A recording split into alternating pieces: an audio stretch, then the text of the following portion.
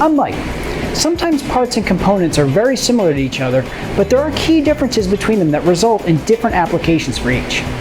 In each episode of this video series from Radwell TV, we compare parts that are similar to each other but also have differences. Today I will be comparing a 3D printer and a CNC machine. The biggest similarity between the two machines is that they are both computer-controlled solutions to making products out of a given material.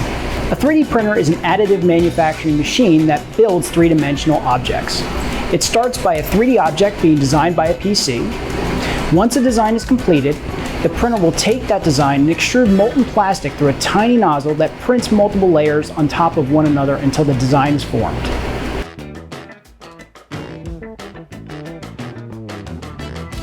A CNC is a subtractive manufacturing machine that uses a computer-driven machine tool to produce a part out of a solid material in a different shape.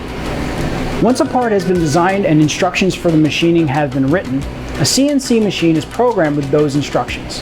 Raw material is fed into the machine and the computer does the rest, rotating the part, cutting off various layers, and drilling holes. 3D printing is an additive form of manufacturing compared to CNC machining being subtractive. This means 3D printing adds material on top of one another, while CNC is machining material away. The materials both machines work with differ. CNC material is most commonly used with a wide variety of metal alloys, woods, thermoplastics, acrylic, and modeling foams. A 3D printer is restricted to a few materials, most commonly using thermoplastics and resins. CNC machines use attachment tools that help cut and drill the product material away. 3D printers are using no tools except for the extruder to layer the material on top of one another.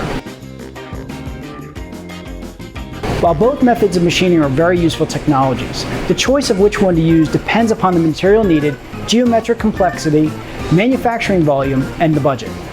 Thanks for watching this Compare the Parts episode. For more information about Radwell, visit radwell.com or connect with us on social media.